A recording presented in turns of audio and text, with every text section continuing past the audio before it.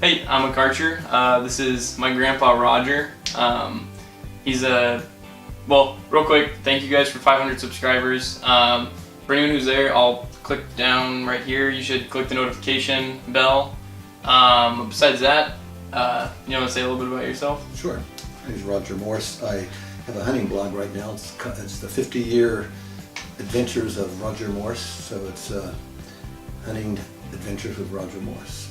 So it's as a guide, master guide, a hunter, and hunting with my grandkids. So anyway, a lot of experiences. Yeah, so there's really cool stories on there. We'll tell you a little more at the end of this, but there's gonna be a little Q&A about Alaska and hunting and just our experiences here in general. We'll start off with some of the ones that we already have planned out, and then we'll go to your guys' questions at the end. So, what age did you start hunting? Actually, it's around 5 or 6, basically the same as you. Yeah. You know, we hunted small game back in West Virginia, so I hunted squirrels, rabbits, those things. Yeah. Like you're hunting your rabbits and your grouse and Yeah. everything. So we started about the same time. Only you're really lucky. You lived in Alaska as a young kid. I lived in West Virginia. So. All right. So next question is, why did you decide to start guiding? Well, I was in the Air Force for 20 years, and I've always hunted. And Alaska has a law that you have to have your registered guide's license to guide people. And I thought, well, you know, I love to hunt, so this would be something good to do. It's something like doing something you really enjoy. Like you enjoy gaming, so you're doing your gaming channel and different things. A lot of people like that. Again, when you hunt for a long period of time, a lot of people call them trophy hunters, but you know, you're always trying to get something bigger, maybe more, same as you would be trying to reach another level in gaming, or maybe a higher score and all this kind of stuff. So it was kind of obvious that I thought guiding would be a way to do this and really enjoy it. And I did. I mean, you know, we had the largest guide operation going on for quite a few years, 20-some years. Took over 700 different people while I was there. So anyway, it was a neat experience. What was your scariest situation while hunting? Well, you know, most people when they think of Alaska, they think of brown bears. They think of how big they are. And in fact, you can see right here, Yeah. I mean, this is a giant skull. It would be Boone and Crockett, but it's got the back blown out of it. But anyway, everybody thinks about bears. I do have 3 guide friends that were mauled by bears. They didn't kill them, but anyway, they were mauled. Had to be air vac, different thing, broke this one guy's jaw. But for me, that's never happened. Saying that, the next time I go on a hunt, it might happen. But again, it hasn't. So my scariest moments was I got turned upside down in the middle of the ocean on a little rubber raft. So I'm out in the middle of the ocean, winds blowing 50 miles an hour, I'm by myself. Do I know what's going to happen? No. But if you read one of my stories in the blog, you'll see that God saved me. I know this to a fact that I was going to die, but I was saved. The second thing that happened was, should have been a scarier time, was an airplane accident. So I had an airplane accident, the plane caught a fire. I survived, my brother-in-law didn't. So that was a tragic accident, and it's something that, you know, you have to live with and things like this. But when you do things in Alaska with small airplanes, small boats, things like this, and you spend 90 to 100 days a year out there, things will happen. I mean, you know, that's the way it is. So you got to take that, and you got to always be aware that this could happen. Well, what was your dumbest mistake on a hunt? Well, you know, so I have an airplane, a Super Cub, which I check on camps and everything. I come back one day, I didn't tie my plane down, didn't think I needed to at the time. I went over to camp and we had a moose down, so I had to go get a couple of packers. While I was there, the winds came up. I came up to the top of the hill, and my plane, not a float plane, wheel plane, is in the lake. And it's pretty well about half submerged. I'll have a picture. I'll have a picture right here of that. Yeah. So, but anyway, so the plane is submerged, and we did get it out, and I flew the thing the very next day, and anyway, it turned out to be a success. And one of the packers go, Man, it is a supercut. What was the funniest thing that happened while hunting? One of the funniest things about Nate is that he's 5 or 6, I'm not sure what he is, and he's really addicted to this Game Boy. Well, at the time, I'm not into that. His dad's not into it, but he is. And we're hunting, and we're saying, hey, quit playing with that. Quit playing with that. You know, it's nighttime. We got a fire going. We said, hey, you're playing with the Game Boy? No, I'm not playing with the Game Boy. Nope. And all of a sudden, this music goes off in his pants. We knew we were after him, and he puts the Game Boy in his pants, and the next thing you know, it's playing music, and we go, caught, and you were doing it, and all this. So once a Game Boy, once a gamer, always a gamer. Yeah. Playing Yoshi's Island, and they like just questioned me. I thought I had the sound turned down. I don't know what happened. The sound just started playing, and it was over. I got caught. So we have some questions from subscribers here. Okay, we'll start off with Hunta Mason. Have you ever been attacked or chased while hunting an animal? You know, again, like I said, 3 of my friends have been mauled, and I have been they call them false charges, so I've had that happen. But again, as far as normally this bear or this animal is going to come after me, no. I mean, you know, animals are trying to get away. I had a black bear one time. The people were watching from down below, and they thought he was, but he had no idea where I was at. I'm only about 15 yards from him. I shoot him, and he just runs straight. So, but no, nothing that I felt that for my life. No. So, I mean, I've killed a lot of things. We'll go over that in a little bit. But I mean, I've killed a black bear. One time, I like ran up there, and the black bear is still walking around. It was still alive after I had shot it. So that was scary. But what is super surprising, my scariest experience is by far been with that deer. I shot an old deer, and it dropped, and we're like, oh yeah, we're like freaking out. We go over there, nowhere to be found, right? So then we're looking around, and we see like one deer running through the woods. So me and my grandpa Roger, we just start chasing it, running through the woods. We almost I don't know why it was going so slow, but we got side by side with it while we were running, and then it ran off, and I knew that wasn't my deer, and we had seen my deer go around the corner, and it was up on this hill, so I just dead sprint up this huge tundra hill, and once I get up there, it's like all out in the open, right? It's just like moss, alder, there's nothing to really hide behind, and this deer just turns and charges me. So I threw my gun up and tried to shoot. I'm pretty sure I hit it once, and I just started booking it. Eventually it fell over, and then we ended up finishing it off, but it was scary. I thought I was about to get gutted by a deer. Yeah.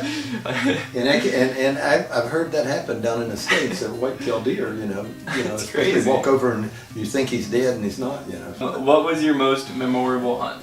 Well, you know, I have so many hunts, but I will have to say that over the 50 years of hunting in Alaska and everything, hunting with the grandkids, my wife, my daughter, your mother who killed a bear, my wife who killed a Boone and Crockett caribou, and a couple things like that. But hunting with all the kids have been great. And I know that our hunts, I mean, crawling along, trying to get a caribou, which we've done 3 times, and you've made great shots on the caribou. Your black bear, that was another great moment. Yeah. And then your goat hunt, only one that's killed a goat cool. is you, Nate. And so you killed the only goat in the family. Now, that was memorable. And then your deer hunt. Oh my gosh. So what is your favorite of those hunts that we just talked about? I don't know. I mean, the goat hunt was crazy and cool because we climbed it. We climbed for a full day on 2 different hunts, just going straight up a mountain while it was raining, and we were sliding down. It's like jungle territory. I have 2 questions. What would you say is the best weapon to take down a moose? Oh, sorry, hang on. This is from Dalton Worley. Yeah. So. Anyway, I think the 300 Winchester Magnum is one of the best overall guns in Alaska. I think anything less, 30-06, 7mm, they're fine, but again, a 300 is way better.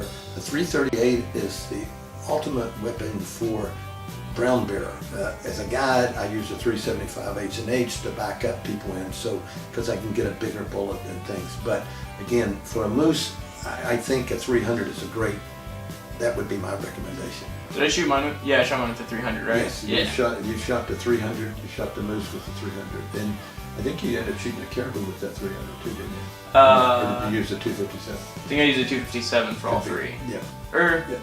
I think on my third one I may have used your camo That gun. one, that yeah. one. Yeah, they're really nice ones. But you and Jared both used my and Rachel. Yeah. And Rachel's the one that shot it and got her scope being in my Oh, 300. yeah. So it's a very lightweight 300. Doesn't kick any more than the heavy ones, but again, it still kicks pretty good for small children to shoot. Yeah. Okay. Also, what was your "I think I'm going to die" moment while hunting?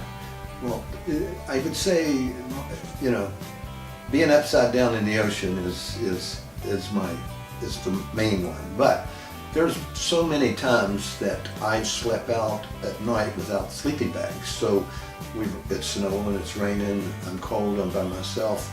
I get up during the night. I mean, I got frost all over me. I doing jumping jacks, trying to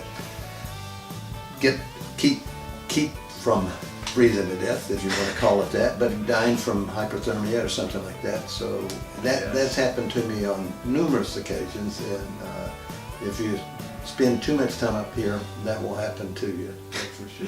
It's crazy. How was your first kill? Were you scared? You know, actually my first kill in Alaska was a mountain goat. That was August the 12th, 1966. And I shot this goat. I was by myself.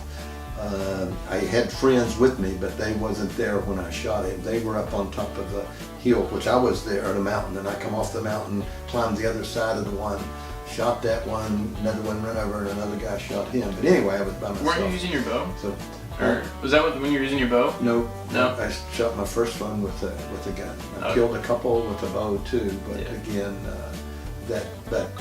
it wasn't scary, but it was still, it was an experience that I learned, but I learned what to do or what not to do and all this kind of good stuff. And I did learn that packing out an animal at that time, going to weigh 80, 90 pounds worth of meat and different things, if you haven't put it on your back before, that gets to be quite a deal, especially if you're climbing mountains and everything. Climbing mountains, crossing rivers. Yeah. And especially with hip boots or maybe inadequate type things. But Yeah. Okay. This is gonna be a really long question. What have you killed? well, actually, I've taken I think it's 9 different double sheep. 1 or 2 with a bow, and then a bunch of that's probably my most prized type possession type thing is the sheep. I've killed quite a few, 7 or 8 different goats, and then I've 2 of those with a bow, and then I've taken quite a few caribou, moose, brown bear, a couple brown bear, and 4 or 5 black bear, and deer, quite a few deer here recently. You know, I say recently, last 10, 12 years, I've taken 3 or 4 deer. I don't shoot a whole lot of different animals. I've only taken a couple moose. I'm not a big moose hunter. Been in on a lot of moose kills, but again, that's probably. Oh wow! I've taken an elk, antelope, and those things down in the States. How many guns do you have? Well, I don't have as many as many of my friends, but I do have, I think I have 7 or 8 rifles. I have a couple pretty nice rifles, but I've got 2 300s, 300 Winchesters, I've got a 375, I've got a 243, I've got a 257, Robert's actually improved, I got a 30, well I had a 33, I don't have that 33, got a couple shotguns, pistols, I've got 44 Magnum and 357. I've got a little 9mm Glock, and I've got that's probably. Oh, I've got a little 9mm that my dad gave me. It's a German officer pistol, which Nathan's going to get when I pass on here. So anyway, but that's about it. I think all I have is I got a 410, a 22, a semi-auto 22, a 22 pistol. I think that's it, right? So last question. This comes from me personally. So I know being the only or the biggest guide business in Alaska when you were running it, who was the coolest person you ever took out, or like the most famous person that you took on a hunt? Because well, in the guide business itself, one Chuck Adams, which killed the North American 27 with a bow. He was the first one to do that. We guided him. I was there with him, but I was not his. But we had a couple football players. But as far as we had one guy that was featured with Bill Gates on the cover of a magazine. A lot of business people more than anything. We had a guy from Turkey that was Ali Uste, who was in Turkey is quite a celebrity. He's a known big game hunter over there. What about Cabela? Right? Well, Cabela's. I mean, of course, Jim Cabela hunted with us in 1985. Before he only had the one store in Sydney, so him and his booking agency, they just started booking hunts, so they wanted to come on a hunt. So Jim Cabela came with us, killed a goat. It's mounted down there in the place. So I guess Jim, we would say that Jim is somebody that's real popular, since Cabela's is really popular. But all right, well, I think that's it for the questions that we have. I was wondering if you could tell us a little more about the blog, just let them know kind of what it is. Sure. Well, it was set up by your brother Jared.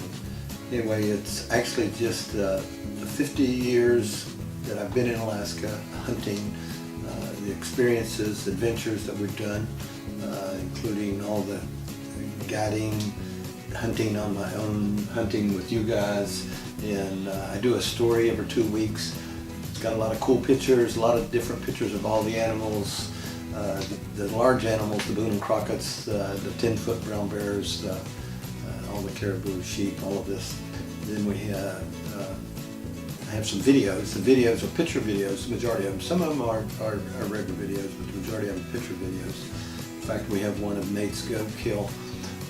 So we have those on there, and right at this point, there's been 95 countries that signed in, and I checked last night, 971 cities that signed. So it's been well received. I think Jared did a fantastic job, getting a lot of good comments. So I think it's a nice blog.